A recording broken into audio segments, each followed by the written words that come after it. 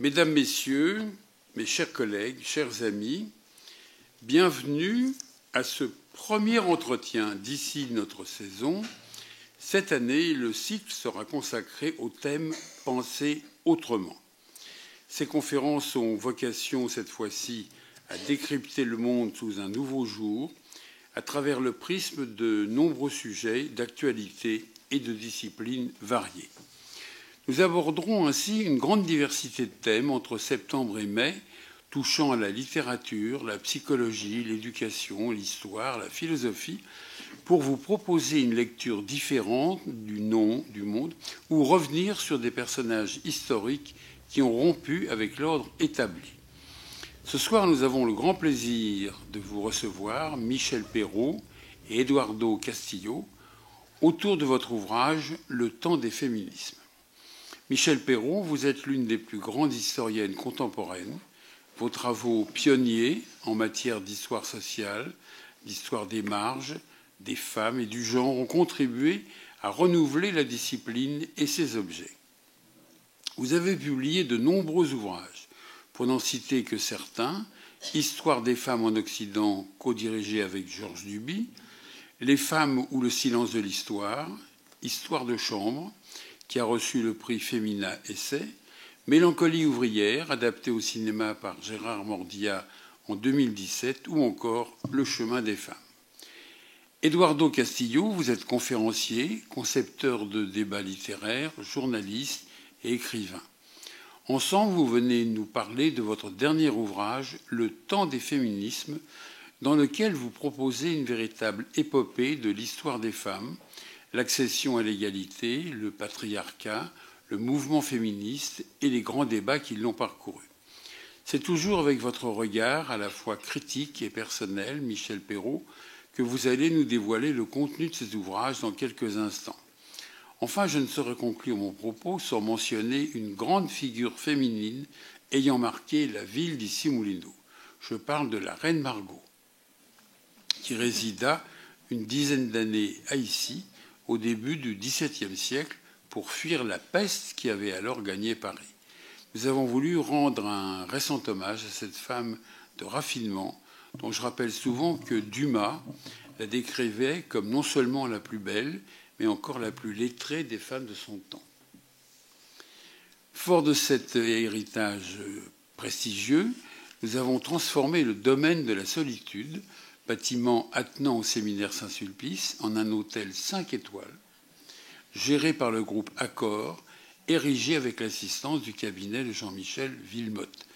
Nous l'avons inauguré il y a quelques jours. Et vous ignorez toutes et tous l'histoire de la reine Margot.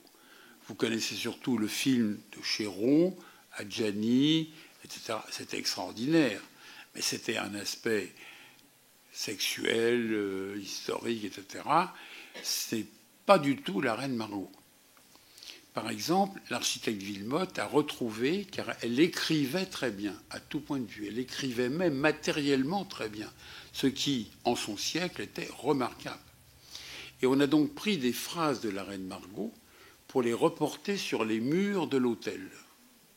Résultat, je me suis retrouvé presque en correctionnel devant les monuments historiques parce que je n'avais pas demandé l'autorisation.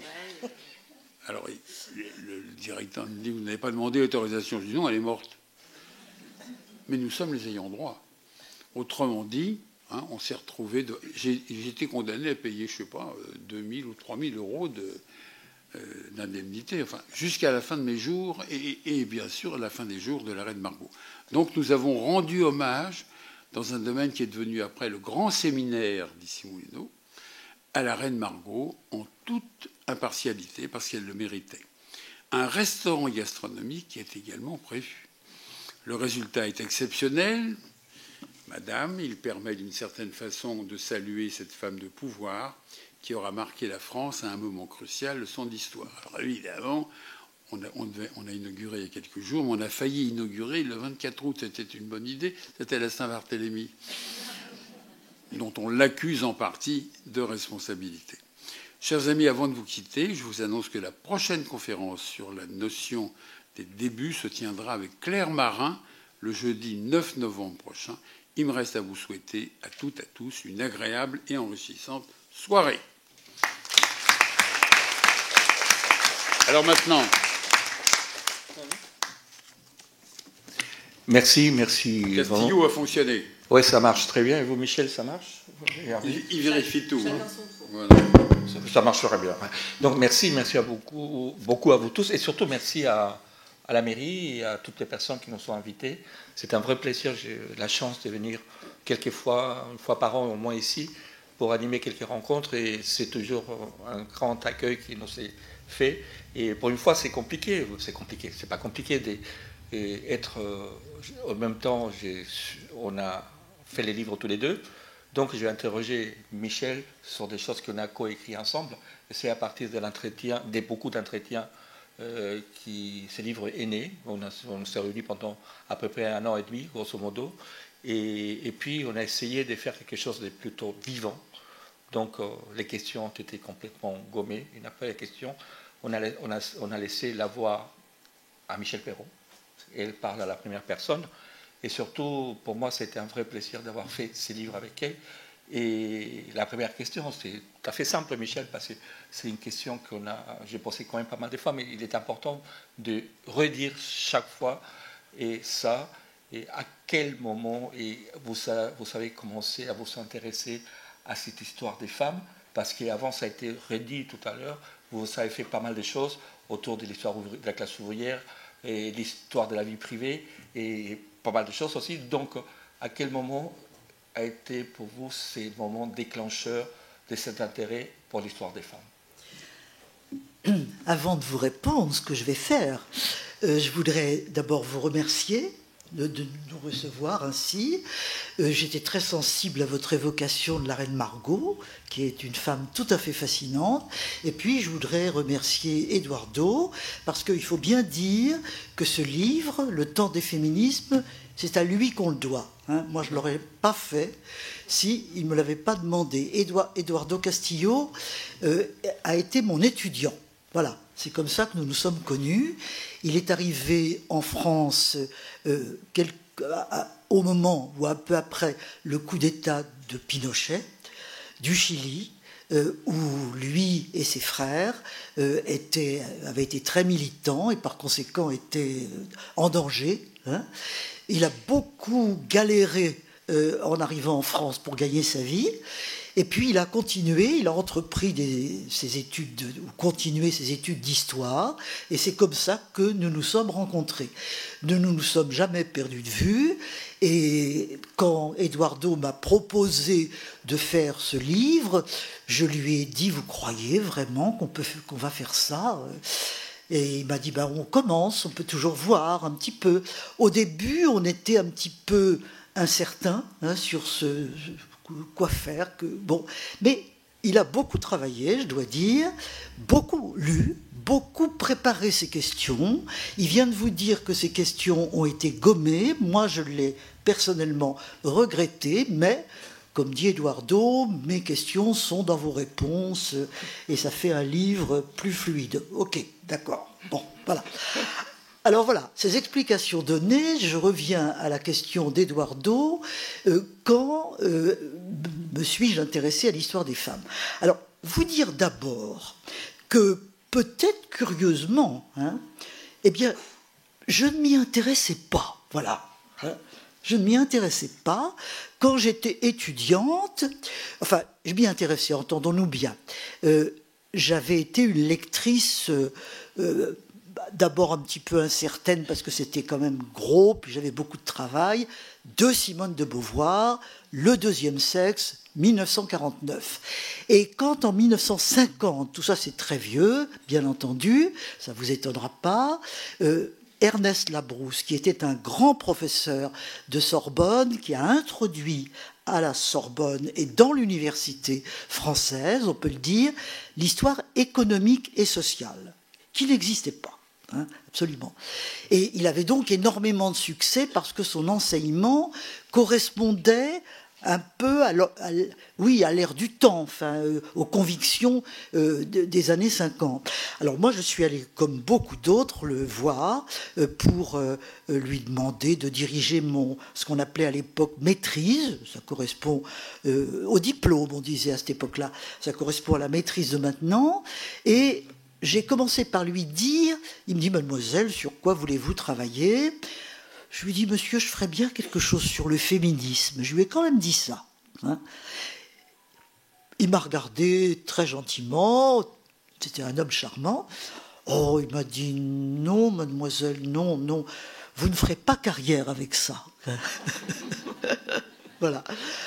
Bon, et en réalité, je pense que, en fait, j'étais pas tellement convaincue de ma proposition. Je crois que c'était un petit peu pour me faire mousser, voilà, un petit peu comme ça. Et donc il m'a dit, voilà, je vais vous proposer un sujet, les grèves sous la monarchie de Juillet, d'ailleurs. Est-ce que ça vous intéresse ? Alors, je lui dis oui, bien sûr, beaucoup. Et j'ai travaillé là-dessus. Et du coup, j'ai été embarquée, mais avec mon consentement profond, dans plutôt le mouvement ouvrier, l'histoire ouvrière, et par la suite, j'ai fait ma thèse sur les ouvriers en grève, alors plutôt sous la Troisième République. Voilà. Alors, les femmes, c'était pas un sujet d'histoire à l'université, et ça ne l'était pas davantage pour moi. J'avais d'autres préoccupations. Je ne souffrais pas d'être une femme du tout, parce que j'avais eu beaucoup de chance. Bon, je ne vais pas vous raconter ma vie, mais aussi bien mon père que la Brousse, en l'occurrence, mon père universitaire, si l'on peut dire, étaient des gens féministes sans le mot, et je ne ressentais pas l'inégalité. Je ne peux pas dire que je la ressentais. Et donc... tout ça, et comme le social, encore une fois, était vraiment la préoccupation majeure de cette époque, et que les enseignements de la Brousse allaient dans ce sens, voilà, donc, bien. Alors, quand est-ce que les femmes, je m'y suis vraiment intéressée ? Eh bien, les années 70. Les années 60, en 68, auxquelles j'ai beaucoup participé, j'étais assistante, d'ailleurs maître assistante déjà, à la Sorbonne en 68, mais on militait, etc., puis il n'était pas beaucoup question des femmes, très peu, même très très peu, si bien que en 69, les femmes qui avaient participé au mouvement de 68 se sont un petit peu regardées entre elles, leur dit mais quand même, et nous, et nous, on a des choses à dire. Et c'est comme ça que le mouvement de libération des femmes aux États-Unis et très très rapidement en France s'est organisé. Et voilà, ça a démarré comme ça. Et comme j'étais à Jussieu, l'université Paris 7 Jussieu, qui était une université nouvelle. Après 68, le gouvernement pensait qu'il fallait décongestionner Paris, que s'il y avait eu 68, c'est parce qu'il y avait trop d'étudiants condensés dans le centre de Paris. Donc il y a eu Vincennes, devenu ensuite Saint-Denis, et il y a eu Paris 7 Jussieu. Et moi, je suis allé à Paris 7 Jussieu, etc. Donc c'était une université nouvelle, très engagée, qui voulait vraiment faire des choses nouvelles, avec une ambiance très, très libre, libertaire même, on peut le dire, et par conséquent, les courants nouveaux étaient très présents. Si bien que le mouvement de libération des femmes a trouvé là des fondements, on militait beaucoup, énormément. Moi, j'étais avec un groupe de femmes, notamment par exemple ma collègue Françoise Bache, qui est décédée il y a quelques mois, et qui était très, très militante, et d'autres, Françoise Barré-Ducrot, Liliane Candel, etc.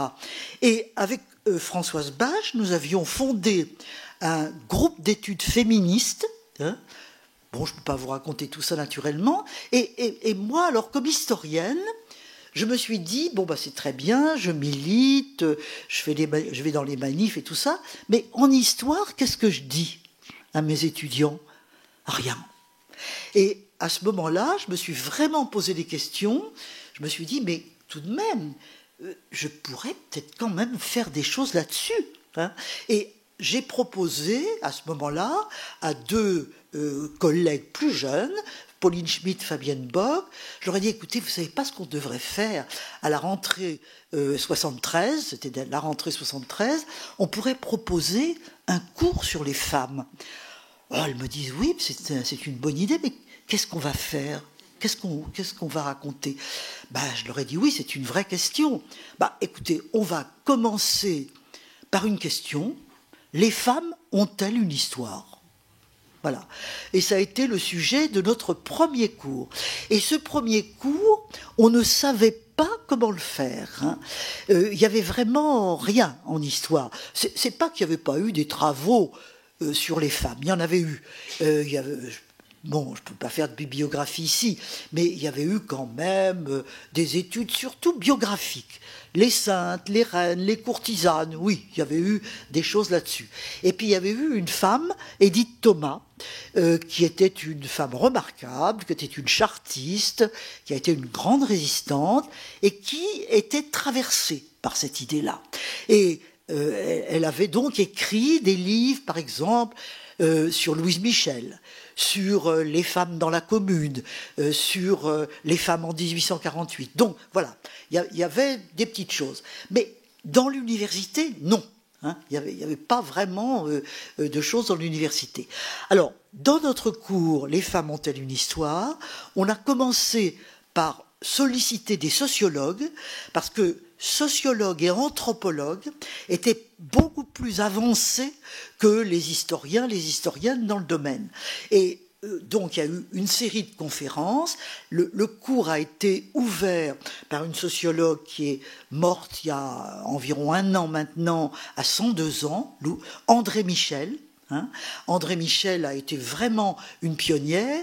Elle avait publié dans les années 62, par là 63, un livre qui s'appelle « La condition de la Française d'aujourd'hui ». Hein, qu'elle avait publié chez De Noël-Gontier. Donc, c'était les sociologues, et elle, notamment, étaient un peu plus en avance. Voilà, c'est comme ça que les choses ont commencé. Alors, on a fait 6 mois de sociologie, anthropologie, et le 2e semestre, eh bien, on a demandé à nos collègues d'histoire, Emmanuel Leroy-Ladurie, Jacques Le Goff, Pierre Vidal-Naquet, enfin vraiment des grands historiens, je leur ai demandé, mais vous, qu'est-ce que vous pouvez nous dire dans la période que vous étudiez sur les femmes ? En général, ils m'ont dit, écoute, tu voyais la plupart du temps, écoute, c'est une bonne question, mais il faut qu'on réfléchisse, hein, on ne sait pas. Voilà.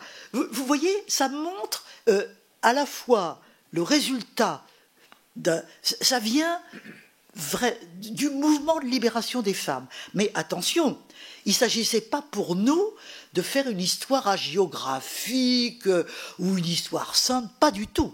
Nous voulions vraiment faire une histoire sérieuse, hein, d'où notre appel à des grands historiens en leur posant ce type de questions.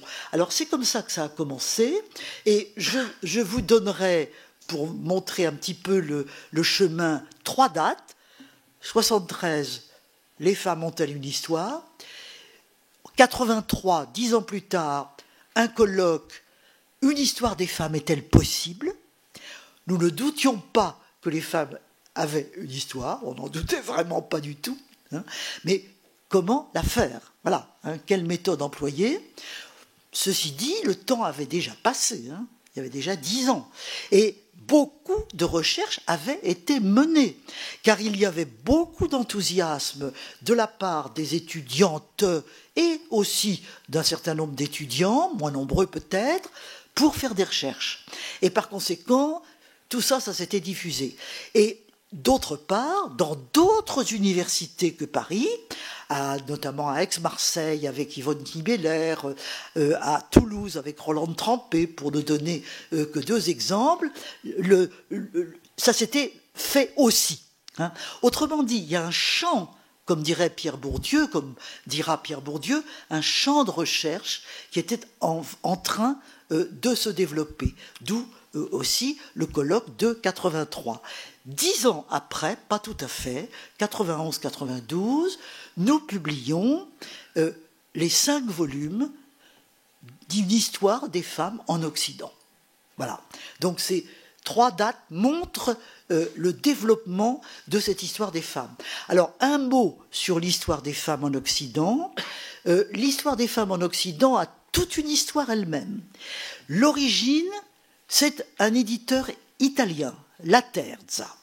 Laterza avait publié avec beaucoup de succès en Italie une traduction italienne de l'histoire de la vie privée, Storia della vita privata, je prononce ça très mal, et cette histoire de la vie privée avait été dirigée par Georges Duby, Philippe Ariès. Pour ma part, j'avais été dans cette histoire-là, j'avais dirigé à la demande de Duby tout le tome sur le 19e, mais le résultat, c'est que Duby et moi, nous nous connaissions très bien. Du coup, et quand Laterza a demandé à Duby, monsieur, est-ce qu'on ne pourrait pas faire peut-être une storia della donna, Duby lui a dit, oui, c'est une bonne idée, mais pour ça, il faut demander à Michel Perrault. Voilà, c'est comme ça que les Laterza, parce qu'il y avait un père et un fils, sont venus vers moi, et moi, je me suis tourné vers l'équipe avec laquelle je travaillais, car tout ça était très très collectif. On était toute une équipe qui nous réunissions souvent pour discuter, etc., etc. Je leur ai dit, mais voilà ce qu'on nous propose, qu'est-ce que vous en pensez? Et mes amis ont dit, non. Non, écoute Michel, non, on est embarqués, nous, dans des tas de choses, on va se mettre sur le dos un truc énorme, c'est pas possible. Alors on a commencé par dire non. Finalement, Duby et Laterza ont insisté beaucoup. On a fini par dire oui. Enfin, il nous a fallu quand même 1 mois ou 2 pour accepter. Et du coup, on s'y est embarqué.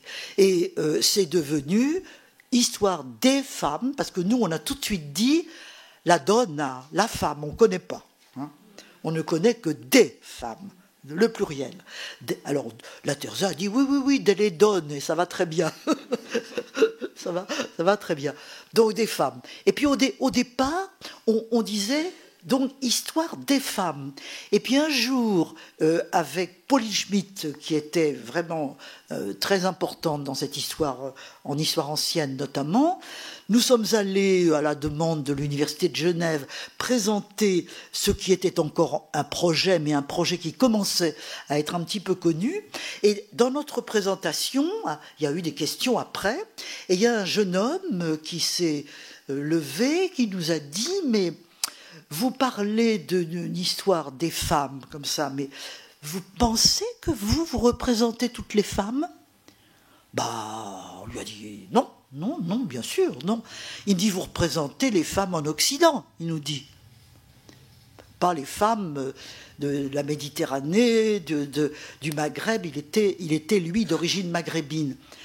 On lui dit, non, on ne prétend pas ça du tout.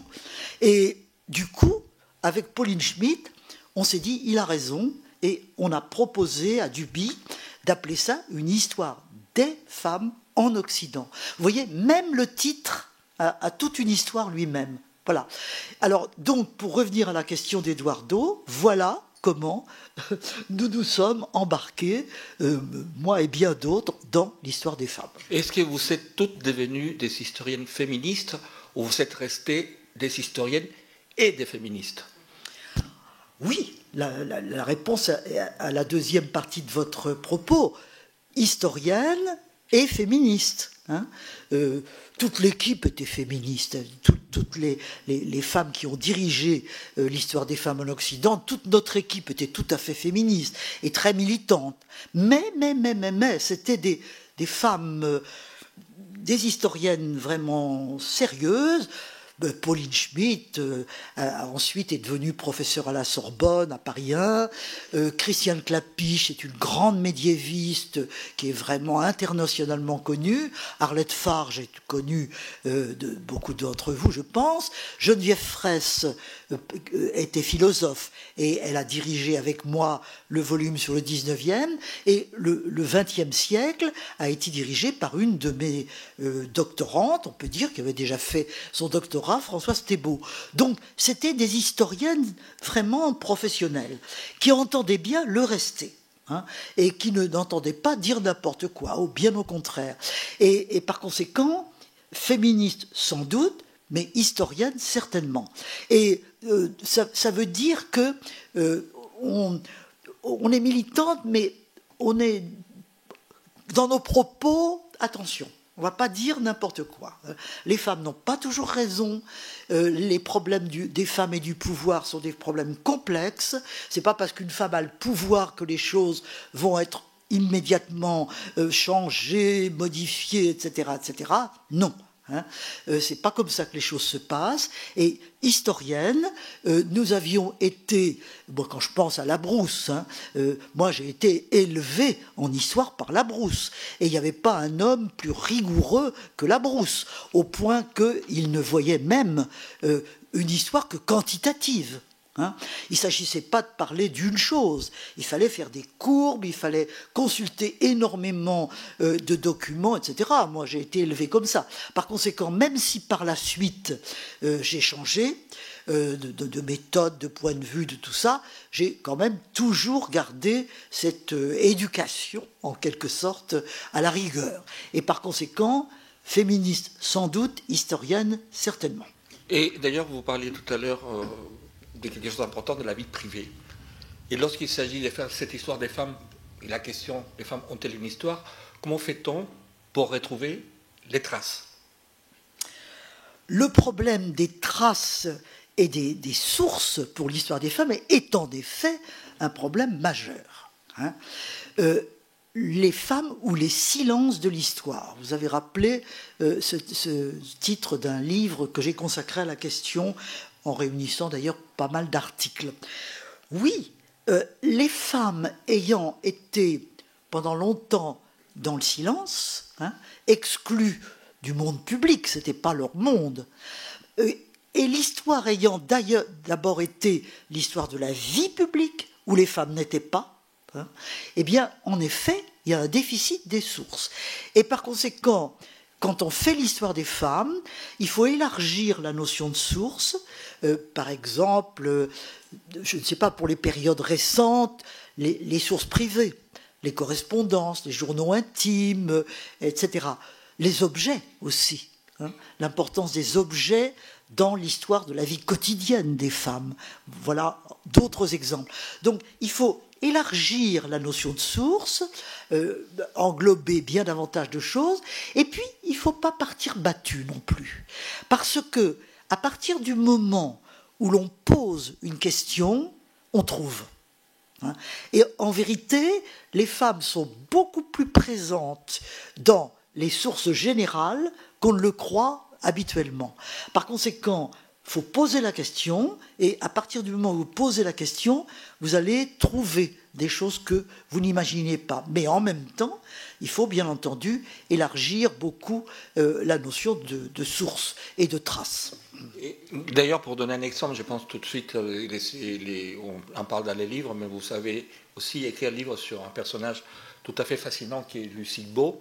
Et qu'on vous a proposé ça, vous n'aviez pas beaucoup de sources, mais vous êtes allé les chercher, et ça vous a permis de faire une histoire, d'un moment donné, de l'histoire de la classe ouvrière française aussi. Oui, l'exemple de Lucie Beau est en effet un bon exemple. Alors, en 2 mots, parce que je ne peux pas être trop longue, une de mes anciennes élèves, Fiametta Wener, qui, avec Caroline Fourest, qui est peut-être plus connue de vous, peut-être que Fiametta, lance chez Grasset une collection Nos héroïnes. Bon, elle se tourne vers moi en disant Michel, on aimerait beaucoup que vous écriviez là et que même vous inauguriez la collection.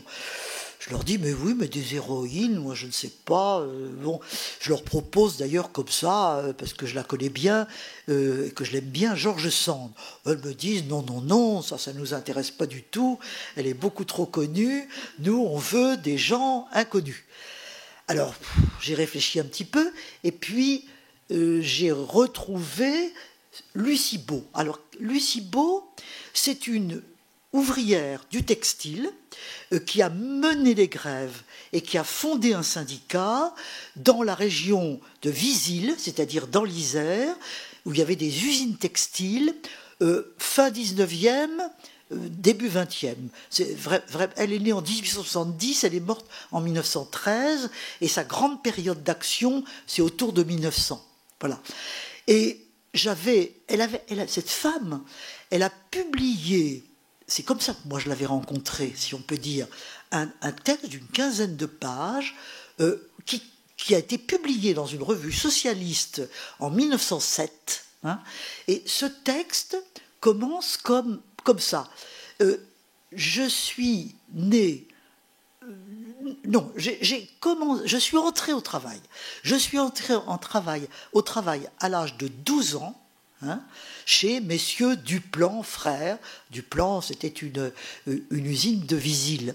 Et elle raconte son apprentissage en quelques mots. Et puis après, le je devient un nous, hein, et elle raconte les grèves. Alors elle disparaît un petit peu parce qu'elle raconte les grèves notamment qu'elle a dirigées. Donc c'était très intéressant parce que ce type de témoignage venant d'une ouvrière à cette époque-là est extrêmement rare. Hein. Et ça m'avait beaucoup frappé, il y a longtemps déjà, j'avais republié ce texte dans une revue, le Mouvement Social, ça avait circulé dans la région de Visil, et Lucie Beau était comme ça, un petit peu réapparue. Et quand mes anciennes élèves, enfin les jeunes femmes en question, m'ont demandé ce livre, je me suis dit, j'ai pas grand-chose quand même, je peux pas faire un livre avec ça. Hein, mais je vais chercher. Alors je suis allé à Visil, je ne vais pas vous raconter tout ça, ça m'a pris une année quand même. Hein. J'ai retrouvé des gens, j'ai trouvé un ancien instituteur qui avait été intéressé par le texte de Lucie Beau, qui s'était lui-même préoccupé et qui avait retrouvé le petit-fils de Lucie Beau. Hein. De fil en aiguille, avec son aide très importante, on a retrouvé toutes sortes de traces. J'ai fait des recherches dans les archives aussi, dans la presse, etc. etc. Donc, pas évidemment de quoi écrire un gros livre. Le livre n'est pas très très volumineux. Mais tout de même, savoir comment elle avait été élevée, savoir qui étaient ses parents, savoir qui elle avait épousé. Un garde champêtre, elle avait eu 2 filles. Autrement dit, et son mari était mort,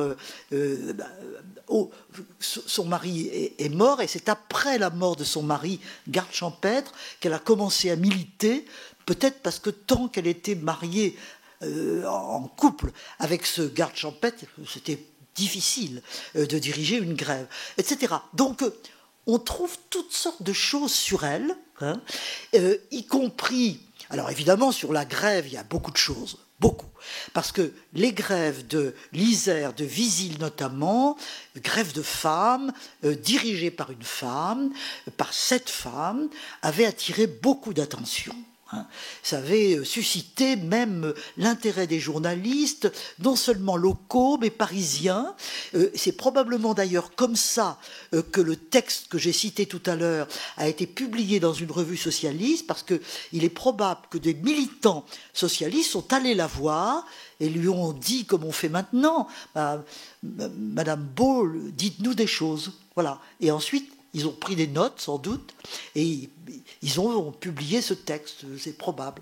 Et donc, on trouve toutes sortes de choses, et on sait que quand elle a mené cette grève, eh bien, sa famille était très mécontente. Hein. La famille était une famille catholique, bien pensante, très, très modeste, ultra modeste, mais enfin qui n'était pas du tout pour cette femme. Il disait, mais enfin, tu es veuve, tu as 2 filles, et tu es là, montée sur une table pour exhorter les ouvrières. Ça n'allait pas du tout. N'allait pas du tout. Si bien qu'elle a été très malheureuse, et elle a fait une tentative de suicide. Le commissaire de police la trouve un jour dans son logement. Une voisine est venue chercher en 1907, ça se passe en 1907, quelque chose, 8, peu importe, à une année près. Il y a une voisine qui vient chercher le commissaire de police, qui lui dit, mais voilà. Et le commissaire de police fait un rapport que nous avons. Ça, c'est l'intérêt des sources de police, hein, et qui dit... j'ai trouvé Madame Lucie Beau gisant dans son sang. Elle s'est tiré 3 balles de revolver dans la mâchoire. C'est pas ? Bon, une vie tragique. C'est pourquoi le livre que je lui ai consacré s'appelle Mélancolie ouvrière, parce que c'est quand même pas très gai, hein. Outre que la grève avait échoué et que c'était pas non plus la joie du côté des ouvrières de ce point de vue. Voilà. Alors, donc, voyez, Lucie Beau, au point de départ, c'est un nom, c'est pas grand-chose, mais on cherche et finalement on peut trouver. Et on peut même arriver à trouver des témoignages sur sa vie elle-même.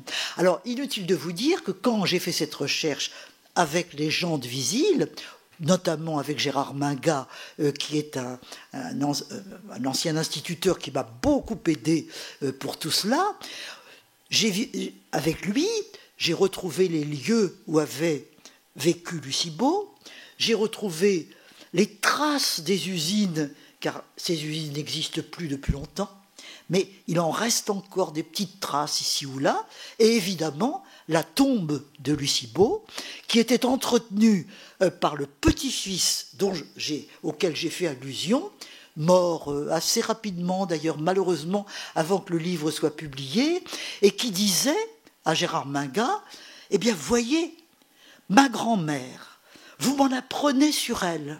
Je ne savais pas, moi, qu'elle avait fait tout ça. » Et c'est pourtant moi qui entretiens sa tombe. Et il était cet homme-là, alors lui, il était plutôt militant, assez à gauche. J'ai compris que la famille était très très divisée encore aujourd'hui.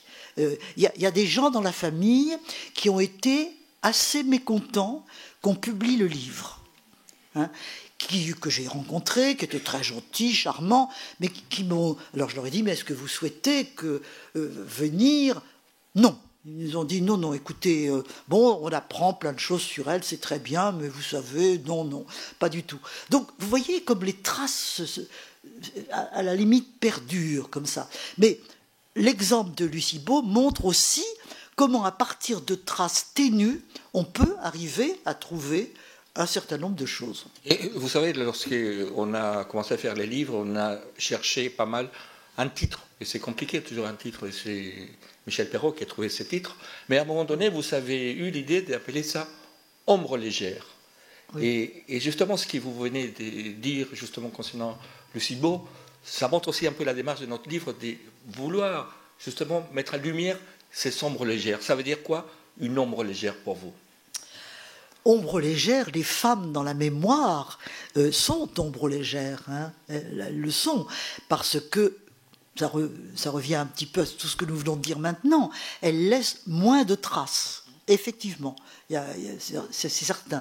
Par conséquent, oui, elles sont des ombres fugaces et légères, mais encore une fois, on peut les rendre beaucoup plus présentes, et c'est le but de l'histoire des femmes, c'est ça. C'est montrer leur présence dans l'histoire, non seulement dans la vie publique, mais également dans la vie privée. Parce que, étant donné que les femmes, pendant longtemps, ont joué beaucoup moins de rôle public que les hommes, puisqu'elles étaient plutôt exclues de la sphère publique, ça veut dire aussi qu'on va écrire une histoire du quotidien. On va se tourner vers l'histoire du quotidien. On va se poser des questions. Par exemple, si on veut faire l'histoire des femmes paysannes, hein, oui, comment est-ce qu'on va faire l'histoire des femmes paysannes? Il n'y a pas plus muettes que les femmes paysannes. Hein. D'abord, elles ont mis beaucoup de temps à savoir lire et écrire, donc elles n'écrivaient pas. Encore moins que les femmes des villes, bien entendu. Bon, et puis, le système patriarcal était particulièrement fort dans les villages et dans les campagnes. Par conséquent, les femmes paysannes, c'est les plus inconnues des inconnues, les plus silencieuses des silencieuses. Alors, par conséquent, si on veut faire l'histoire des femmes paysannes, il va falloir aller voir comment est-ce qu'on cultive la terre, qu'est-ce que font les femmes à la campagne, où est-ce qu'elles sont, qu'est-ce que c'est qu'une maison de paysanne, mettons au XIXe siècle, comment est la salle commune, où sont les femmes, voilà, toutes sortes de choses qui vont orienter vers une histoire du quotidien, parce qu'en effet, c'est cela qui a été leur vie. Et d'ailleurs, c'est important de voir dans les livres, on essaie de montrer cela aussi, à quel moment où il a eu des prises de conscience de la situation d'inégalité. Et c'était intéressant de raconter l'origine du mot féminisme. Quelle est cette origine? Le mot féminisme est relativement récent. Hein. D'abord, c'est un mot français. Hein. C'est Alexandre Dumas, fils, le fils du grand Alexandre. Alexandre Dumas fils, c'était un homme qui a publié des romans, beaucoup de théâtre surtout, c'était un homme de théâtre. Et c'est lui qui a employé pour la première fois le mot de féminisme et comme maladie des hommes efféminés. Voilà, c'est comme ça que le féminisme, c'était la maladie des hommes efféminés. C'est pas très brillant, hein, on ne peut pas dire. Et à peu près au même moment, une féministe, hein, sans le nom, une certaine Hubertine Auclair. Hubertine Auclair, c'est une femme de la moyenne bourgeoisie, même petite bourgeoisie, Troisième République, mais une féministe, mais avant l'heure et avant le mot, extraordinaire. Elle avait fondé un journal qui s'appelait La Citoyenne, hein, dans les années 1880 déjà, et dans ce journal, elle défendait le droit de vote des femmes. Voilà, elle disait c'est scandaleux, on est en République et les femmes ne votent pas. Elle était donc extrêmement en avance. Et elle, quand elle a vu le mot féminisme employé par Alexandre Dumas fils, elle a dit mais c'est pas du tout une maladie d'homme efféminé. Moi, je suis féministe. Et par conséquent, elle a revendiqué le substantif féminisme et l'adjectif féministe, hein, et ça y est, ça a été lancé. Et on peut dire que entre les années 1890 et 1914, le mot féminisme et féministe fait florès. C'est un succès énorme. C'est comme si on avait véritablement eu besoin de ces mots pour nommer quelque chose qui en effet se développait beaucoup, les associations de femmes, les groupes de femmes, la presse des femmes, etc. etc. Car les années 1900-1914, c'est vraiment un temps fort du féminisme. Hein. Non seulement en France, mais dans le monde occidental, aux États-Unis, en Allemagne, hein, en Autriche, en Italie, partout. Il y a des groupes, il y a des journaux. Par exemple, en France, il y a un grand journal qui s'appelait La Fronde. Hein, le mot dit bien ce qu'il veut dire. La Fronde. La Fronde avait été lancée par Marguerite Durand, qui était une femme... actrice, une ancienne actrice, très jolie, qui savait parler, qui disait d'ailleurs en riant un peu « Nul ne saura jamais ce que le féminisme doit à mes cheveux blonds ». Elle mettait sa séduction au service des femmes. Donc, je donne cet exemple-là, mais il y a eu énormément de choses. C'est vraiment une époque formidable pour la naissance, en quelque sorte, du féminisme avec les noms que nous venons de dire. Voilà. Et vous savez, on pourrait faire cet entretien de manière différente, mais et vous parlez de 1914. 1914, c'est le début de la guerre, et les femmes remplacent les hommes dans les usines. Et quand la guerre est finie, on les renvoie au foyer. Donc, à ce moment-là, il y a des revendications très importantes pour le travail des femmes. Et ce qu'on essaie de raconter aussi dans ces livres, c'est justement toutes ces revendications et aussi les mouvements qui ont été très durs pour avoir au moins un peu d'égalité concernant aussi, par exemple, les salaires. L'égalité concernant les salaires et aussi le fait que les femmes ils ont pris goût au travail. Bien sûr, bien sûr. La guerre de 14-18 est très très importante. Vous avez entièrement raison, Eduardo, parce que les femmes, comme vous venez de le dire, ont remplacé les hommes. Les hommes étaient au front. Alors les femmes les remplaçaient à l'usine, avec d'ailleurs beaucoup d'effets sur le travail, parce que comme il fallait emmagasiner une nouvelle main-d'œuvre qui n'était pas forcément habituée à l'usine, eh bien, les méthodes de travail ont beaucoup changé à cette époque-là. On peut dire que ce n'est pas encore le taylorisme. Le taylorisme, ça sera plutôt les années 20. Mais c'est déjà un petit peu le travail à la chaîne, avec une réflexion sur les gestes, le temps. Pour produire les obus en vitesse, là, il fallait vraiment y aller. Donc, l'usine change, les femmes sont là, et les femmes découvrent un autre monde. Elles découvrent un autre monde. D'abord, elles sont relativement bien payées, en tout cas beaucoup mieux payées qu'elles ne l'étaient avant. Avant, elles étaient, quand elles travaillaient en usine, c'était dans le textile, et dans le textile, c'était les femmes. Donc on ne les payait pas, on les payait mal, en tout cas. Là, elles sont dans des usines de construction mécanique, de métallurgie, des usines viriles, où les salaires étaient beaucoup plus élevés. Et en plus de ça, on a besoin d'elles, on a besoin de produire beaucoup, et tout d'un coup, elles voient leur salaire, mais elles n'ont jamais gagné de l'argent comme ça. Et donc, elles découvrent un autre monde. Et puis, elles découvrent un monde avec des... Elles se syndiquent, pas toutes naturellement, mais le syndicat, faire grève, revendiquer, aller et venir. C'est une découverte extraordinaire, absolument. Alors, quand la guerre se termine, en effet, on dit... Mesdames, maintenant, ça y est, c'est fini.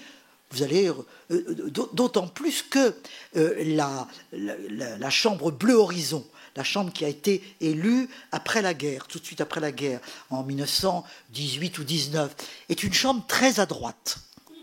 Et c'est une chambre qui pense famille, repopulation de la France, etc. Donc, les femmes doivent quitter l'usine, elles doivent rentrer chez elles, il faut qu'elles fassent des enfants. Bien, il y avait eu une hécatombe épouvantable, et par conséquent, on comprend bien aussi ce désir de repeupler la France, etc. Mais elles sont quand même choquées par ça. Elles comprennent pas bien. Alors, dans certains métiers, il y a eu beaucoup de résistance, notamment chez les institutrices. Ça n'a pas été trop dur chez les institutrices parce que dans le milieu des instituteurs et des institutrices, il y avait quand même l'idée d'égalité. Attention, c'est seulement à partir des années 1920, juste après la guerre, que le salaire des institutrices est le même que celui des instituteurs. Jusque-là, il y avait inégalité. Et au fond, on s'en accommodait très bien. Par conséquent, voilà un petit peu tout ce qui se passe. Alors, les femmes, bon, elles vont beaucoup rouspéter devant tout ça. Et les années 20-25 sont des années où il y a pas mal de mouvements de femmes, de syndicalisme de femmes, pour demander justement l'égalité des salaires, le droit au travail, etc. Mais ce que je voudrais dire à propos de ce que vous venez de dire, Eduardo, c'est qu'il faut bien voir que l'histoire des femmes, c'est le franchissement successif de frontières. L'inégalité est fondamentale. Et c'est sur ce mode de l'inégalité que l'histoire des hommes et des femmes ont été construites. Donc il a fallu d'abord le droit à l'instruction. Hein. Ça a été la première chose. Obtenir que les femmes soient instruites. Comme disait George Sand, le plus grand crime des hommes envers les femmes, c'est de ne pas leur donner l'éducation. Hein, elle en était très consciente, elle. Et là, il faut, on n'a pas le temps de développer ça, mais l'inégalité entre les hommes et les femmes, de ce point de vue-là, c'est quelque chose d'hallucinant. Hein. Il faut bien voir que c'est seulement, par exemple, c'est un exemple seulement, en 1924, pour que le baccalauréat des filles et des garçons soit le même. Hein. Jusque-là, il y avait un baccalauréat masculin, évidemment, qui donne le droit à entrer à l'université, et un baccalauréat féminin qui ne donnait pas ce droit. Hein. Donc il y avait une profonde inégalité. Bon, l'instruction, il y aurait beaucoup de choses à dire. Et puis, l'égalité dans le travail, les salaires. Obtenir que le salaire des femmes et des hommes, quand c'est travail égal, soit à salaire égal. Si vous songez que même au moment du Front populaire, hein, même à ce moment-là, les accords de Matignon, certes, il y a une seule femme dans les accords de Matignon, dans la réunion de Matignon, il y a une seule femme qui est présente. Son nom est en train de m'échapper, mais elle est très très connue. Et par conséquent, elle essaie de faire entendre la voix des femmes. Donc on va diminuer l'écart entre les hommes et les femmes, mais en considérant toujours que 20% d'écart, c'est normal. N'est-ce pas ? C'est normal. Mais à l'époque, même en 36. Et justement en 36, et après, d'ailleurs, souvent, à gauche, on racontait, d'abord, la question sociale, la question des femmes viendra après. C'est toujours après.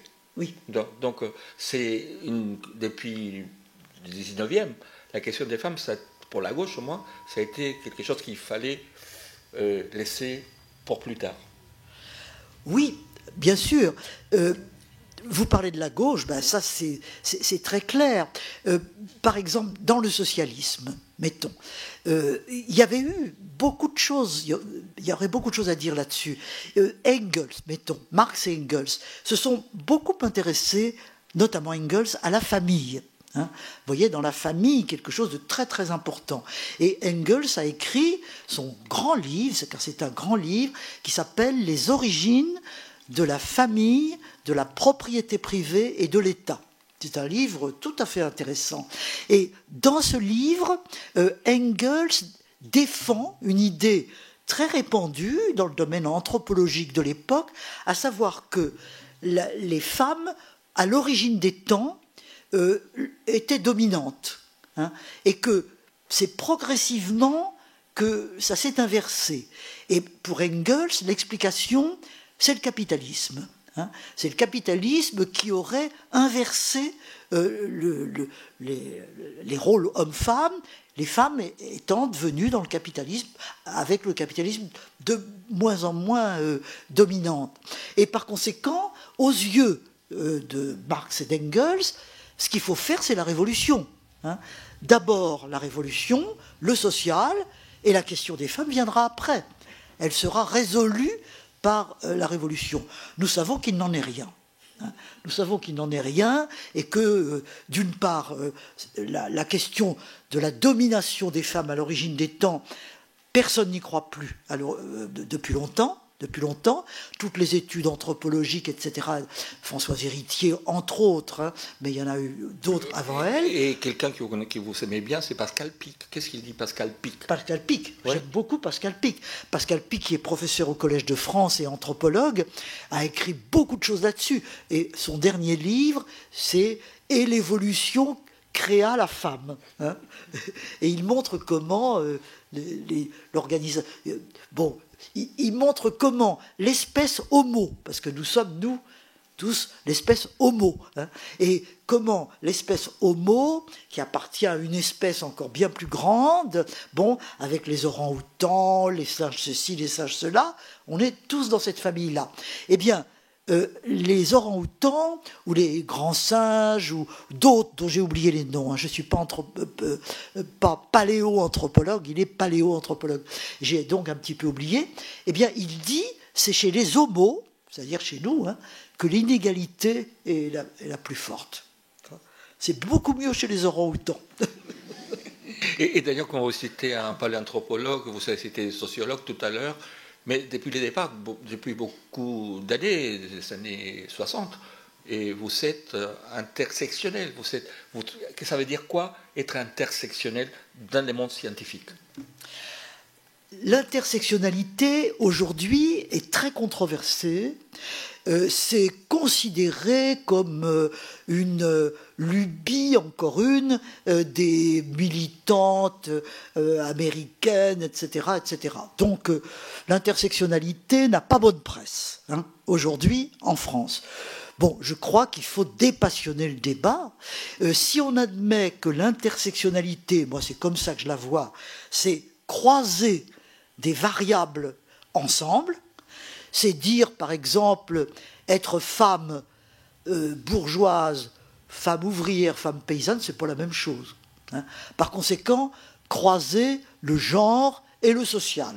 Voilà. Bon, et on pourrait multiplier les exemples. Le catholicisme, le protestantisme, être femme protestante, catholique, c'est pas la même chose. Autrement dit, le fait d'être femme ne supprime pas les autres variables.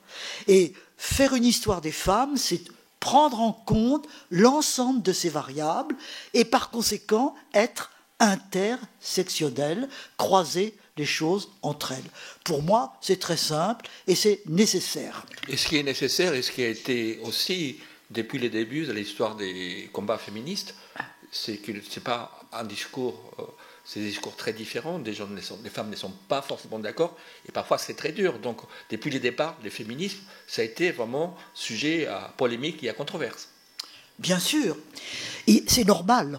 Je dirais c'est normal parce que le mouvement des femmes aborde des questions anthropologiques fondamentales. Hein, fondamentales. S'approprier la contraception, bon, et surtout l'interruption volontaire de grossesse, c'est une révolution. Hein, c'est une révolution. Comme disait Geneviève Fraisse et ensuite Françoise Héritier, c'est une révolution copernicienne. C'est vraiment très très important. Par conséquent, il n'est pas étonnant qu'il y ait débat. Alors, sur l'interruption volontaire de grossesse, ça a été dans les années 70 et après, hein, justement un ferment d'unité entre les femmes de cette époque. Ça a été vraiment très important et c'est à ce moment-là, jamais, je pense, le féminisme n'a été aussi populaire. Hein. Pourquoi ? Parce que celles qui souffraient le plus d'un enfant non désiré, c'était les femmes du peuple, les femmes de la classe ouvrière. Les bourgeoises pouvaient toujours, les femmes qui avaient un peu de moyens, pouvaient toujours aller en Suisse, en Angleterre et régler leurs problèmes. Mais celles qui n'avaient pas d'argent, c'était le drame. Et par conséquent, la revendication de l'interruption volontaire de grossesse a été populaire. Elle a été entendue. Vraiment, surtout avec les grands procès de Bobigny en 72, avec Gisèle Halimi, etc., etc. Donc, alors, donc là, il y a unité. Mais il peut y avoir des points où, en effet, il y a des divergences entre les femmes. Et, par exemple, il y avait des grands débats parmi les féministes sur est-ce qu'on est essentialiste, est-ce qu'on est plutôt universaliste. Alors je résume. Universaliste, c'est plutôt une pensée assez beauvoirienne, si vous voulez. Hein. C'est-à-dire que on est femme, on demande les droits des hommes, et puis à égalité avec les hommes. Et ensuite, si on a ces droits, on ne fait pas tellement de différence entre les hommes et les femmes. Bon, être essentialiste, c'est dire nous sommes femmes. Nous nous emparons de notre nature de femme. Nous réfléchissons à tout ce qui est véritablement femme. Par exemple, l'écriture des femmes. Est-ce qu'il y a une écriture des femmes ? Est-ce que les femmes n'ont pas justement une écriture différente ? Est-ce qu'il ne faudrait pas qu'elles en aient une différente, etc., etc. Donc, d'un côté, on insiste plutôt sur l'aspect femme, et sur l'autre, sur l'aspect plus égalitaire et plus universel. Et bien sur ce point-là, il y avait beaucoup de discussions parmi les féministes. De manière générale, à l'université, je parle de l'université, les sociologues et les historiennes étaient universalistes. Par contre, les psychanalystes, ça se comprend très bien d'ailleurs, et les littéraires étaient beaucoup plus essentialistes. De même en Europe, en Italie, les féministes italiennes étaient beaucoup plus essentialistes, parce qu'en Italie, le culte de la mère, enfin, c'est capital, la réflexion sur le corps des femmes, la maternité, alors que du côté beauvoirien, la maternité point trop n'en faut. Hein, la maternité n'est pas l'essence des femmes. Voilà. Alors donc il y avait en effet des débats sur tous ces problèmes-là extrêmement importants. Et il me semble que c'est normal. C'est tout à fait normal qu'il y ait des débats importants. Il suffit de poser des questions et de discuter. Hein. Et les débats aujourd'hui, au fait, de la volonté de faire ces livres, c'était voir aussi quelles étaient les continuités, les ruptures, et aussi de quelle manière cette histoire des féministes des années d'il y a 50 ans s'est transmise aussi aujourd'hui par rapport aux nouvelles féministes. Est-ce que vous voyez une rupture ou est-ce que vous voyez des choses qui continuent? Et au fait aussi les questions sont les mêmes, mais aussi parfois elles changent de nature. Oui, je pense que de toute manière les questions changent. Hein. On vit une époque où on essaie de résoudre un certain nombre de problèmes, les choses changent, ce qui se passe maintenant dans la société n'a rien à voir, enfin si, ça a un peu à voir, mais il y a beaucoup de choses nouvelles par rapport aux années 70, c'est clair, hein, ne serait-ce que dans les communications. Il n'y aurait jamais eu MeToo en 70. Hein, il n'y aurait pas eu MeToo de la manière dont MeToo a existé, parce que le fait qu'il y ait eu, non pas quelques centaines ou quelques milliers de femmes, mais des milliers de femmes qui adhéraient à MeToo, c'est lié aux moyens de communication. C'est absolument essentiel, dont les femmes ont su s'emparer. Par conséquent, il est normal que dans ces communications, dans ces formes et dans ces revendications aussi, le féminisme change. Il n'est pas le même maintenant qu'il n'était dans les années 70. Moi, personnellement, je ne le comprends pas toujours, hein, parce que je suis de ma génération, et voilà. Mais ça m'intéresse beaucoup de savoir ce que disent les féministes d'aujourd'hui, qui sont souvent beaucoup plus hardies, beaucoup plus radicales peut-être, qu'on ne pouvait l'être dans ma génération. Ça me paraît normal, ça me paraît normal. Et je pense qu'il faut écouter dans ces cas-là, il faut écouter. Savoir. Mais il y a aussi des réflexions un peu différentes par rapport au corps, par rapport à ce qu'on dit, les consentements aujourd'hui. Donc, c'est des choses qui ont changé, évolué, et c'est plutôt positif, n'est-ce pas? Ah oui, c'est tout à fait positif. La conscience du corps, puisque vous venez de prononcer ce mot, oui, ça c'est vraiment tout à fait fondamental. Cette conscience du corps, on l'a... Vous savez, le féminisme d'avant 70, avant les années 70, prononçait très peu les mots du corps. Il y avait une grande pudeur, une grande réserve, il y avait des mots qu'on n'employait pas, il y avait des choses dont on ne parlait pas. Est-ce qu'on parlait des règles? Non. Hein. Quand une jeune femme avait ses règles dans cette époque-là, on en faisait son affaire et puis surtout que personne s'en aperçoive. C'était ça l'idée. Et maintenant, non. Les jeunes femmes en parlent parce qu'elles estiment que c'est un droit, qu'il n'y a pas aucune raison d'être silencieux là-dessus. Ça fait partie des choses absolument normales et naturelles. Je pourrais multiplier les exemples. Par conséquent, oui, ça a beaucoup changé. Les mots sur le corps, les idées sur le corps, les réalités du corps. Et par conséquent, pour reprendre l'exemple de MeToo, c'est encore une extension des droits du corps, puisque dans MeToo, les femmes disent pas vos mains. Hein, vous me faites la cour, j'en veux pas. Moi, vous m'intéressez pas. Vous voulez coucher avec moi, mais non, moi, ça me dit rien. Voilà. Hein, je couche avec qui je veux. Voilà. Et par conséquent, il y a là une espèce de frontière de l'intimité. C'est pas seulement le droit des enfants, avoir des enfants, etc., la maternité, c'est l'intimité. C'est le droit du corps intime. Le corps intime, il est le mien. Et je suis libre de faire ce que je veux dans le domaine de la sexualité, par exemple, avec mon corps. Oui, cette conscience du corps, elle a grandi, elle s'est affirmée, et dans le mouvement MeToo, eh bien, on voit tout à fait ce que vous veniez de dire à l'instant. Et en filigrane, il y a la question de l'éducation, pas simplement l'éducation aux filles, l'éducation des garçons. Oui. Ouais. Ben oui.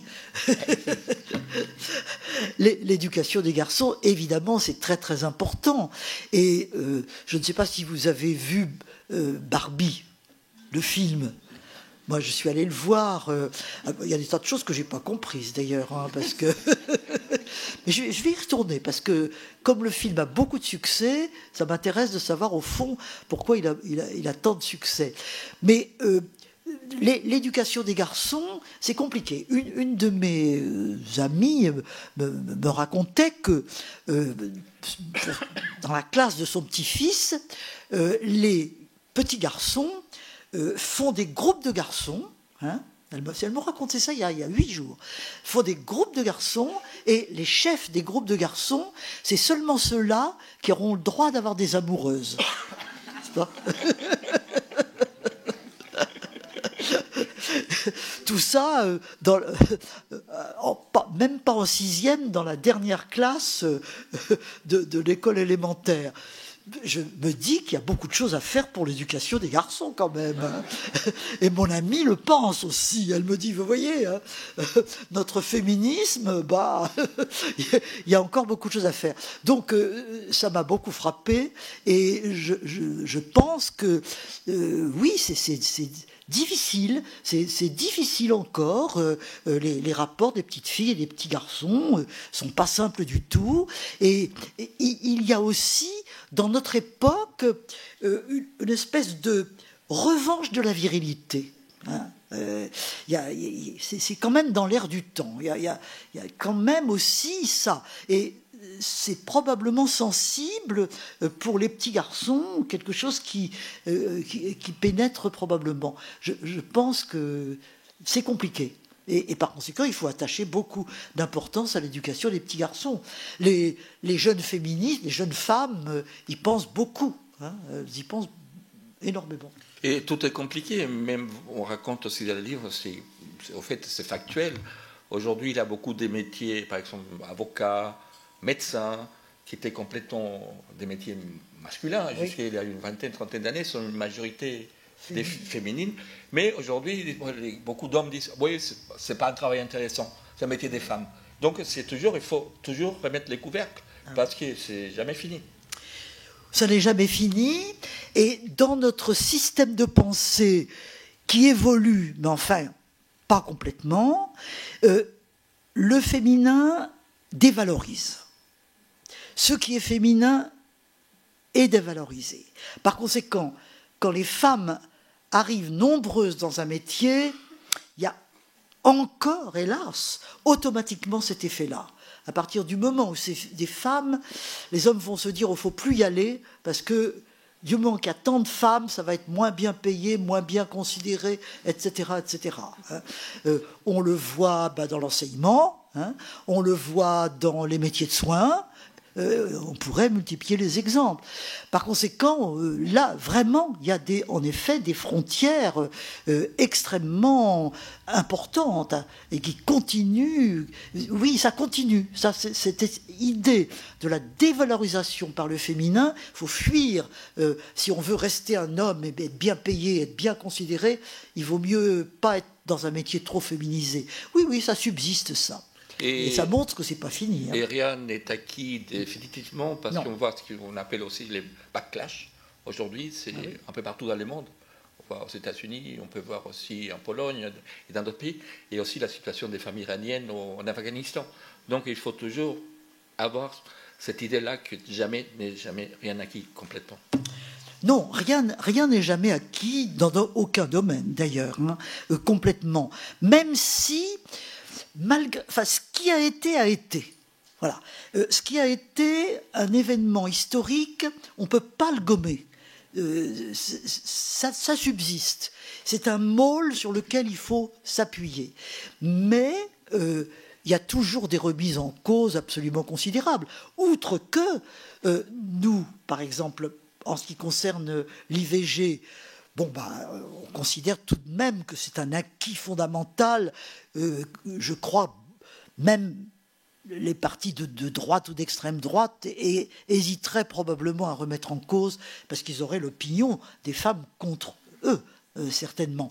Mais dans d'autres pays, ça n'existe pas. Et vous êtes bien placé, Eduardo, pour savoir qu'en Amérique latine, ça dépend des pays. En fait. Ça dépend des pays. Oui. Non, mais oui. il y a quand même un exemple tout à fait symbolique pour moi. C'est le Mexique et pas les États-Unis, le Texas. Oui. Et jusqu'à il y a pas longtemps, c'est les femmes mexicaines qui allaient au Texas pour se faire avorter. Oui. Et aujourd'hui, c'est les Mexicaines qui aident des femmes de Texas pour venir se faire avorter au Mexique. Oui. Donc les choses ne sont pas immuables quand même. Bien entendu. Et aux États-Unis, étant donné le système de législation, la législation revenant vers les États, évidemment, un État comme le Texas où la majorité est Trump, républicaine, ils reviennent absolument sur ces droits. D'où le fait que les femmes du Texas, en effet, vont au Mexique. Mais vous parliez des Iraniennes. Je crois que il faut être très solidaire, il faut vraiment, c'est extraordinaire. Les femmes iraniennes sont extraordinaires. Moi, récemment, je suis allé dans une réunion de femmes iraniennes, j'en connais un certain nombre, etc. C'est formidable. À cette réunion qui avait lieu, on avait demandé à un certain nombre de personnes, dont j'étais et d'autres, de lire des lettres de femmes iraniennes actuellement en prison. Car elles sont nombreuses à être en prison à l'heure actuelle. Et celle dont je lisais la lettre est une femme de 28 ans qui était syndicaliste, qui s'était battue dans une grève, dans une usine chimique, je ne sais plus très bien laquelle. Et naturellement, elle avait été arrêtée, etc.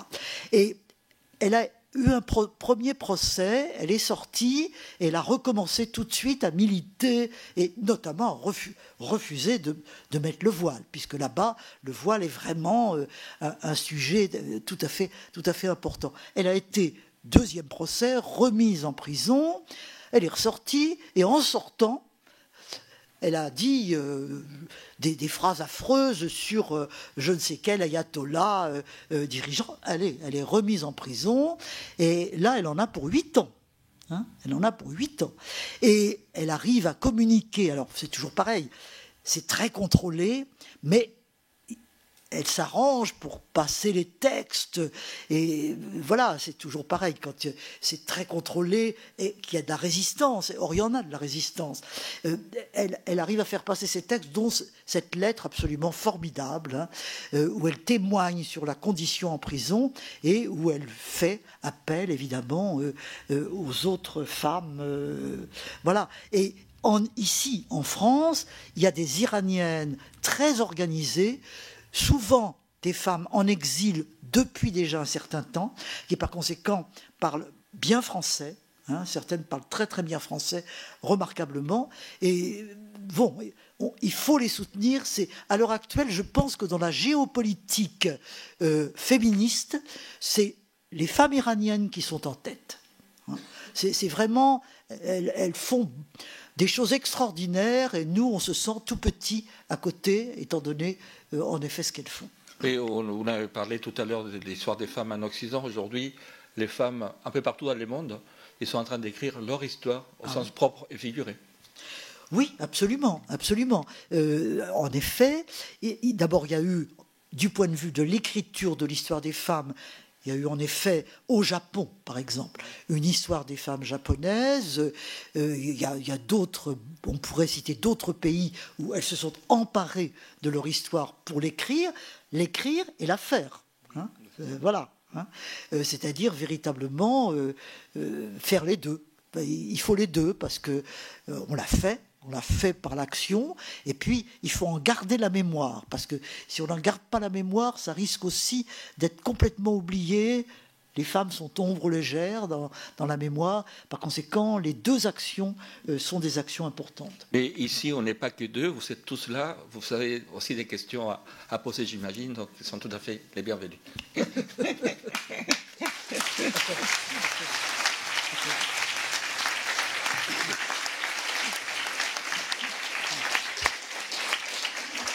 Je vous ai dit tout à l'heure que c'était un honneur de vous recevoir à Issy-les-Moulineaux, et je peux ajouter maintenant qu'on ne se lasse pas de vous écouter. Vous lire est une chose, mais je crois que vous allez être d'accord avec moi, on ne se lasse pas de vous écouter. Merci beaucoup en tout cas. Merci.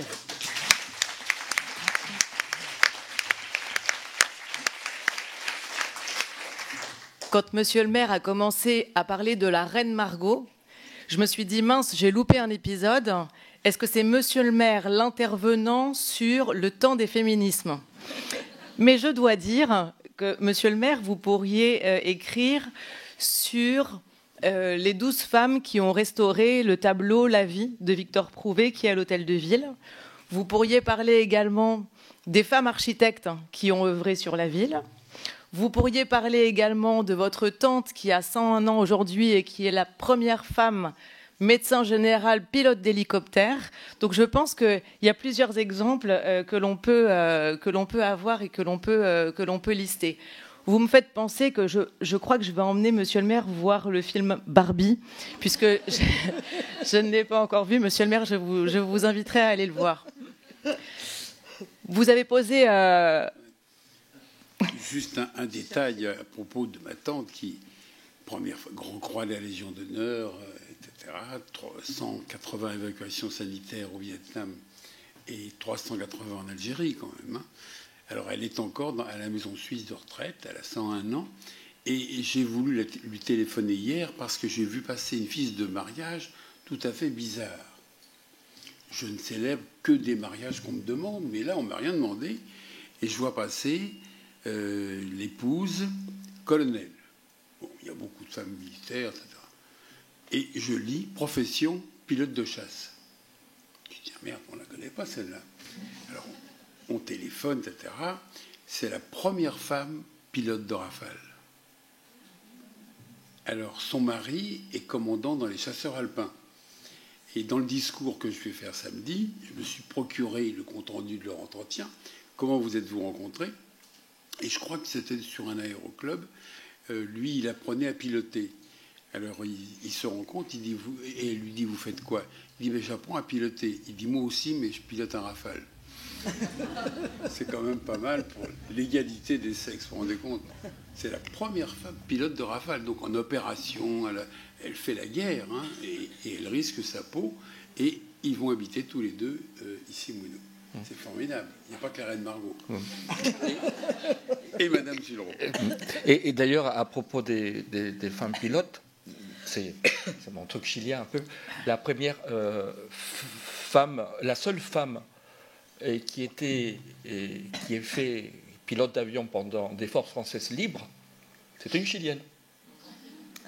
Ouais. Elle s'appelait Margot Duhalde. Margot Duhalde. Elle est décédée il y a 2 ans à peu près.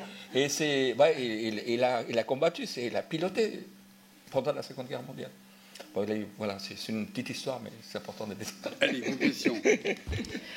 Alors, on a déjà évoqué un certain nombre de questions, et merci beaucoup pour l'ensemble des sujets qui ont été évoqués. Est-ce que peut-être vous avez des questions également? Vous êtes vraiment très nombreux ce soir. Oui, je vous en prie. Bonsoir, merci Madame Perrault. Vous avez parlé des femmes qui ne sont pas dans l'histoire. Et aujourd'hui, les femmes sont encore les grandes absences des manuels scolaires. Qu'est-ce qu'il faudrait faire, à votre avis, pour qu'elles reprennent la place qui leur revient dans les manuels scolaires, normalement?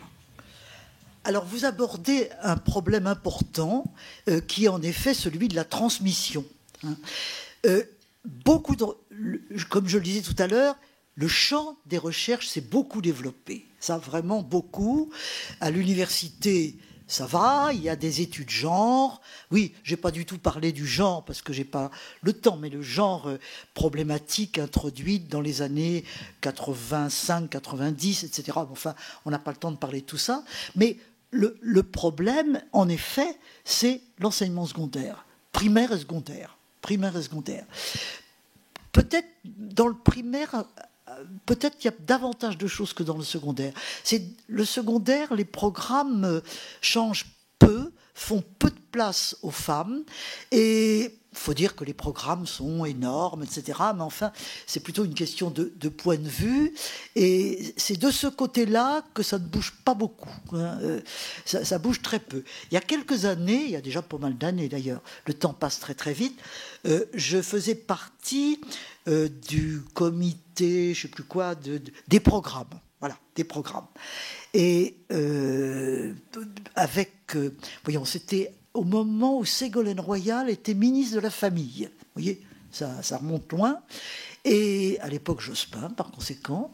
Et donc, elle avait demandé qu'on fasse quelque chose dans ce domaine-là. Elle avait fait passer un message pour que... Alors, on avait fait quelque chose avec le compagnon de Nancy Houston, Todorov. Voilà, Todorov qui est décédé maintenant, et avec Todorov, qui était bien placé, il était le mari de Nancy Houston, qui est une féministe tout à fait passionnante. Donc on avait fait des propositions. Je me souviens d'ailleurs, on avait fait pas mal de propositions sur la guerre 14-18, parce qu'on trouvait que là, il y avait vraiment beaucoup de choses à dire. Et puis tout ça, ça s'est perdu. Ça s'est perdu. Il y a eu des... Enfin, pas de notre action, d'une évolution plus générale. Il y a eu au concours, CAPES et même à Greg, il y a eu des questions sur les femmes. Il y en a eu. Donc, on a vu quand même le sujet émerger dans les concours. Ça faisait quand même tout à fait plaisir de voir que ça arrivait. Mais ensuite... ça retombe pas beaucoup dans l'enseignement, et il faut vraiment qu'il y ait des professeurs, et il y en a, bien entendu, femmes ou hommes, peu importe, hommes ou femmes, qui soient féministes et qui se disent il faut que je parle des femmes, j'en parle, parce que c'est pas la peine de mettre une question supplémentaire. Vous abordez la Renaissance, mettons. On ne passe pas beaucoup de temps sur la Renaissance, mais se poser la question, est-ce qu'il y a eu une renaissance pour les femmes, par exemple, hein? Vous abordez la Révolution française, quel a été le rôle des femmes? Peut-être tout de même parler d'Olympe de Gouges, tout de même, hein, dire qu'il y a eu la déclaration des droits de la femme et de la citoyenne, ne serait-ce que ça, ne serait-ce que 10 minutes pour parler de ça. Mais ça, il faut qu'il y ait des enseignants et des enseignantes assez convaincus, autrement ça passe pas vraiment. Autrement dit, oui, là il y a des blocages, ça n'évolue que très lentement. Et d'ailleurs, on a trouvé dans le livre, il y a des femmes de la Renaissance qui, on peut dire, qui étaient féministes. Oui. Oui. Il a beaucoup d'exemples, oui, d'ailleurs, à travers l'histoire. On ne s'arrête pas simplement à... Mais là, c'est à 50 dernières années, donc c'est important de l'expliquer. Oui, tout à fait. Bien sûr. Oui. Bien sûr. Madame. Oui. Je vous en prie. J'avais une question. Coucou. Bonsoir, je suis là. J'avais une question. Ah, pardon, allez-y. Oui, Allez-y, après vous, madame. Bonsoir. Je voulais savoir... Je ne sais pas si la dame... Oui, c'est là-bas. C'est là-bas. Ah bon, là-bas. Ah oui. Oui, alors voilà, je vais me lever. Bonsoir, Oui. madame. Bonsoir. Je voulais savoir comment se positionne le féminisme actuellement vis-à-vis des mouvements wokisme et LGBTQIA++. Est-ce que ces mouvements, qui sont quand même minoritaires mais qui existent, peuvent affaiblir, vous remettre en question ou éventuellement mettre en danger le féminisme ou lui faire perdre de sa vigueur? Oui, alors, je ne mettrai pas LGBT+, etc., dans le même sac que woke, hein, du tout. Les mouvements LGBT, c'est très important. C'est faire reconnaître toutes les formes de sexualité. Hein. Alors ça, c'est vraiment quelque chose pour lequel le féminisme s'est battu, beaucoup. Hein. Et ça paraît très important. Avec une question qui n'a que peu à voir, mais enfin qui va probablement se poser beaucoup dans les années qui viennent, on la voit émerger, la question du genre, hein, transgenre, etc. Question qui, il y a un demi-siècle, il y a 50 ans, se posait pas. On ne le posait pas. Ça ne veut pas dire que ça n'existait pas, attention. Hein. Mais on n'en parlait pas. Quand ça arrivait, c'était un cas exceptionnel bien malheureux qu'il fallait résoudre. Bon, mais ce n'était pas un problème général. Je pense que c'est des questions qui vont se poser bien davantage. Alors, de ce point de vue-là, je crois que le féminisme soutient ces revendications, avec prudence bien entendu, en ce qui concerne les enfants. Je ne me prononcerai pas là-dessus, c'est vraiment en effet très compliqué. Bon, le mouvement woke est un mouvement qui est très caricaturé à mon avis. Hein. Il est qu'il y ait des excès dans le féminisme, sûrement. Hein. Il y a sûrement des moments où il y a des dénonciations abusives, hein, et je ne suis pas du tout d'accord avec ça, bien entendu. Hein, ça va de soi. Mais il me semble que, à l'heure actuelle, en France, on ne connaît pas bien le mouvement woke, et par conséquent, on lui colle sur le dos toutes sortes d'aspects tout à fait... Pardonnez-moi, justement, woke, c'est à l'origine, c'est... Éveillé. Être éveillé, c'est à l'époque de Martin Luther King, lui, il l'a utilisé à l'époque, rester éveillé. Et la définition française du mot wokisme, c'est celle d'un présentateur des Fox News. C'est lui qui a donné la définition pour attaquer à ce moment-là de rester éveillé. Et c'est la définition qui est restée en France. Donc, il faut situer aussi. Vous dites toujours les mots sont importants. Et pourquoi ? Oui. Et il faut bien, justement, définir les choses. Oui, oui, absolument, absolument. Mais sur woke et wokisme, il y a beaucoup de livres qui viennent de paraître récemment et très divisés. Très, très divisé. Il y a des livres qui disent le wokisme est un totalitarisme. Je viens de lire un livre là-dessus.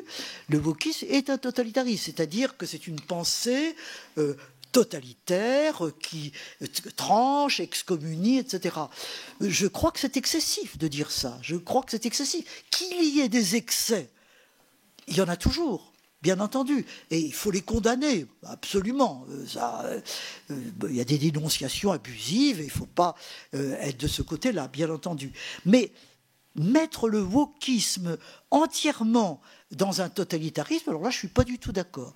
Je pense que le wokisme ramasse un certain nombre de questions, aussi bien sur les hommes, les femmes, le rapport homme-femme, que sur le colonial, sur, aux États-Unis, le problème noir-blanc, etc., etc. Voilà, il faut le prendre tel qu'il est. Et peut-être y a-t-il des excès, c'est possible que dans la lutte, il y ait une affirmation trop brutale et que ce soit compliqué. Heureusement, en France, ce n'est pas le cas. Hein, ça n'est pas le cas. C'est le cas autour plutôt des interprétations du wokisme. C'est ça qui me frappe. Il n'y a pas vraiment de wokisme en France, je ne crois pas, mais dès qu'on aborde le sujet du woke, alors là, on voit les gens, au moins dans le milieu universitaire, se diviser. Madame, pardon. Bonsoir, madame. Moi, je voulais vous dire, en tant que féministe, que pensez-vous des femmes porteuses ou la GPA ? Qu'est-ce que vous pensez de la GPA ? Qu'est-ce que je pense de la GPA ? C'est-à-dire procréation assistée. Oui, mais le G, qu'est-ce que c'est déjà ? Grossesse, c'est ça. Oui. Je pensais à PMA. Oui, c'est GPA. Alors, que les femmes lesbiennes aient le droit d'avoir des enfants, la loi l'a tranché, et heureusement. Hein ? c'est une question réglée en France maintenant. Hein? Non? Ah, je croyais que la loi était passée. Et bon, ben, si elle n'est pas passée, il faut qu'elle passe. Hein? Voilà. Et parce que, oui, moi je connais des couples de lesbiennes qui ont des enfants, mais peut-être en effet ça a été très compliqué encore. J'avais l'impression que ça s'était résolu. Il me semblait, oui. Oui. Je pense que les questions seraient nombreuses et ce que je vais vous proposer, c'est qu'on puisse poursuivre les échanges avec vous puisque nous allons pouvoir avoir la séance de dédicace dans le hall de l'hôtel de ville et que les échanges puissent se poursuivre de cette manière-là, si vous en êtes d'accord. Oui, oui. J'aurais quand même voulu finir Bien sûr, de répondre oui, je vous en prie. à madame. Donc, à mon sens, si la loi n'existe pas, mais vous le dites, donc c'est la vérité, il faut qu'elle arrive. Et il y a quand même il y a une majorité, je pense, en France pour la voter. C'est plus compliqué pour les hommes tout de même, hein, parce que nécessairement, les hommes, dans ce cas-là, vont louer, comme on dit, un ventre de femme. Hein. Donc il y a le risque, dénoncé par pas mal de féministes d'ailleurs, de la marchandisation du ventre des femmes. Voilà. Donc c'est un vrai problème. C'est un vrai problème. D'un autre côté, il faut bien constater aussi que le désir d'enfant, s'il y a un phénomène actuel aujourd'hui dans la société, c'est ça. L'enfant a pris, maintenant que l'enfant n'est plus subi, mais désiré, que l'enfant est maintenant, grâce à la contrôle des naissances, etc., en général, quand on a un enfant, c'est plus un accident, ça arrive bien sûr, mais c'est quand même le résultat d'une décision. Par conséquent, l'enfant choisi, l'enfant désiré, substitué à l'enfant subi, ça c'est une révolution anthropologique de la société tout à fait considérable. Il n'est donc pas du tout surprenant que les hommes souhaitent être pères, hein, et que si ils sont homosexuels, eh ben, ils ont aussi le désir de la paternité. Et c'est parfaitement compréhensible. Alors, comment résoudre ce problème ? Je pense que c'est un problème qui se résoudra. À mon avis, il se résoudra probablement par le fait qu'un jour, les homosexuels aussi auront le droit d'être pères, mais ce n'est pas encore le cas. Merci beaucoup de l'invitation. Merci.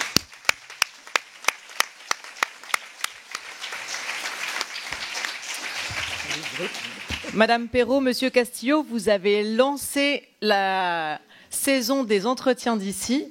Monsieur le maire, samedi dernier, a lancé la saison culturelle au Passy avec Jennifer. Donc, vous avez toute une série de programmations, que ce soit pour les entretiens, pour les spectacles. Je vous laisse regarder tout ça. C'est un plaisir de vous retrouver. En tout cas, on se retrouve là-haut pour la séance de dédicace et autour d'un verre aussi. Merci beaucoup.